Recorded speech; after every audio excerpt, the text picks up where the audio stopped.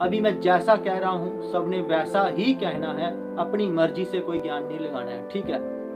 सीताराम सह माता रुक्मणी देवी, पत्नी रेणु देवी, बेटी दुर्गा कुमारी, आयुषी कुमारी। जी बहुत बढ़िया, कोई बात नहीं। हाँ जी, तो अभी आप मेरे साथ कहिए जय श्री राम। जैसा जैसा मैं कह रहा हूँ वैसा वैसा कहते जाइए, लिखना नहीं है, बस कहना है। अभी 2 मिनट के लिए सभी बस सुनो और जो मैं कह रहा हूँ वो करो, ठीक है। अभी लिखना नहीं है मेरा भाई। जय श्री राम, मेरे पीछे पीछे कहिए जय श्री राम, जय श्री गणेश। हे वीर बजरंगबली, हे हनुमान दादा, श्री रामचरितमानस के पाठ का, पढ़ने सुनने का जो भी पुण्य फल प्रताप है, वो हम श्री राम नाम को साक्षी रख के, श्री रामचरितमानस को साक्षी रख के, अपने जो भी संकट हैं उनसे छुटकारा पाने के लिए, जहां जो भी शक्तियां प्रेत मलिन कष्टदायी जोनी में होने के कारण हमें परेशान कर रही हैं, उन्हें शुद्ध साफ करने के लिए और हमेशा हमेशा के लिए उनके दोष रूप से छुटकारा पाने के लिए प्रदान करते हैं। फिर से सुनिए, हे वीर बजरंगबली हनुमान जी, श्री राम नाम को साक्षी रख के, श्री रामचरितमानस को साक्षी रख के, श्री रामचरितमानस की कथा के, आज की कथा के पढ़ने सुनने का जो भी पुण्य फल प्रताप है, वो हम जो भी शक्तियां प्रेत मलिन कष्टदायी जोनी में होने के कारण हमें परेशान करती हैं,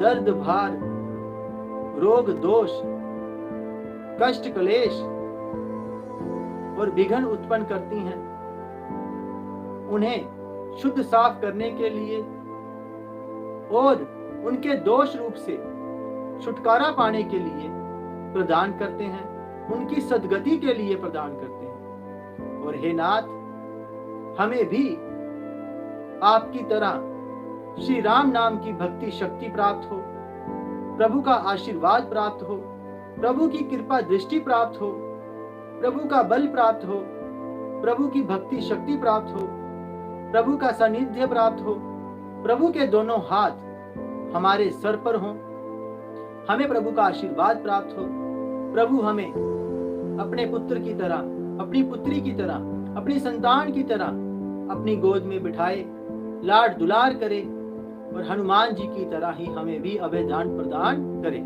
जिस तरह श्री राम का गुणगान करने से हनुमान जी आज इतने शक्तिशाली और समर्थवान बन गए हैं कि वो सबके संकटों का नाश करने में समर्थवान है, इस तरह हे हनुमान दादा, हमें भी राम जी का आशीर्वाद प्राप्त हो, हम भी आपकी तरह अपने संकटों का और अपने सभी कष्टों का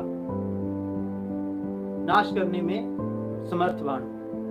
हे नाथ, हमें पॉजिटिव एनर्जी प्रदान करिए, पॉजिटिविटी प्रदान करिए, सकारात्मक ऊर्जा प्रदान करिए।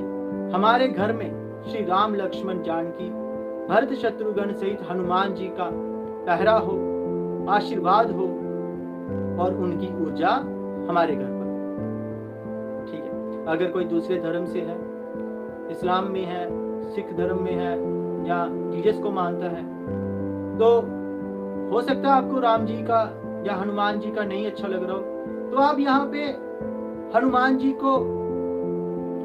की जगह जो अपने आपके जो इष्ट हैं, भगवान हैं, जैसे अल्लाह है, वाहिगुरु हैं, उनका जो दूत है, जैसे अगर आप सिख धर्म में हो तो उनके मैसेंजर कौन थे? गुरु नानक देव महाराज। और आपके राम कौन है?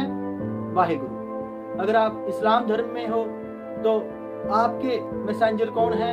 अली मौला मोहम्मद साहब। और आपके राम कौन है? अल्लाह जी, खुदा, रब। वैसे ही अगर आप क्रिश्चियन धर्म में हो तो आपके मैसेंजर कौन है? हनुमान कौन है? जीसस, भगवान के बेटा है जो। और आपके खुदा कौन है? रब कौन है? गॉड। आपके राम कौन है? गॉड कह लीजिए, सुप्रीम गॉड कह लीजिए। तो आप मेरी बात को समझ गए। अगर आपका अभी भी कोई शंका हो तो आप कह सकते हैं। मैं कुल मिला के ये बताना चाह रहा हूँ कि जल को वाटर कहने से वो बदल नहीं जाता। ठीक है, भगवान का जो भक्त है वो भगवान का भक्त ही रहता है। आप उसे कोई भी नाम दे दीजिए, समय समय के हिसाब से, युग युग के हिसाब से उनके नाम बदल जाते हैं, शरीर और रूप रंग बदल जाते हैं, पर वो जो ज्योति है, जो निराकार साकार है, वो एक ही रहते हैं, वो कभी नहीं बदलते।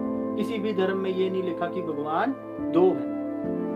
आप मेरी बात को समझिए, ध्यान से सुनिए और अपने कष्टों से मुक्ति पाने के लिए अपने भगवान के भक्त से कहिए कि वो आपको आपके भगवान का आशीर्वाद प्राप्त कराए, प्रदान करवाए, क्योंकि इस कल युग में किसी के पास भी इतना समर्थ नहीं है कि वो सीधा भगवान से बात करे। ठीक है, आज के युग में ऐसा कोई नहीं है जो सीधा अल्लाह से, वाहिगुरु से या गॉड से बात करे। हमें एक मैसेंजर चाहिए, क्योंकि अगर भगवान हमसे सीधा बात कर लेते तो उन्हें जीसस को, गुरु नानक देव को, मोहम्मद साहब को और हनुमान जी को भेजने की आवश्यकता नहीं थी, वो खुद ही आ जाते। उन्हें पता है कि हम काम, क्रोध, लोभ, मोह से भरे हुए इंसान हैं, हमारे ऊपर माया की परतें चढ़ी हुई हैं। हमें अभी इन सब से बाहर निकलने के लिए एक भक्त की आवश्यकता है, जो वीर बजरंगबली के रूप में, गुरु नानक देव महाराज के रूप में, जीसस के रूप में, मोहम्मद साहब के रूप में, गौतम बुद्ध के रूप में हर युग में, हर समय आते ही रहते हैं। तो आप मेरी बात का सही सही मतलब निकालना, बातों को तोड़ मरोड़ के अर्थ का अनर्थ मत निकालना। मेरा बस एक ही मकसद है कि आपको आपके भगवान से जोड़ना, आपके इस बिजी शेड्यूल से कुछ मिनट निकाल के आपको आपके प्रभु के साथ लगाना। गुलाब सिंह जी, जय श्री राम। सभी वंशदीप को जय श्री राम, जय महाकाल। आप मेरे कीर्तन, मेरे द्वारा किए गए कीर्तन को ध्यान से सुनिए। अगर आप सुनेंगे तो उसी का जो सुनने का पुण्य फल है वो हम प्रभु से कह के आपके कष्ट को दूर करने के लिए करेंगे। अगर आप इस समय ध्यान कहीं आगे पीछे रखेंगे और कल को बोलेंगे हमें 2-4 हफ्ते हो गए कीर्तन में आते हुए, हमें कोई लाभ नहीं हुआ, तो उसका मात्र एक ही मतलब होगा कि आपने कीर्तन को सुना ही नहीं, क्योंकि कर्मों के फल से कोई नहीं बच सकता। अगर आपने कर्म किया है तो आपको फल भी मिलेगा ही मिलेगा।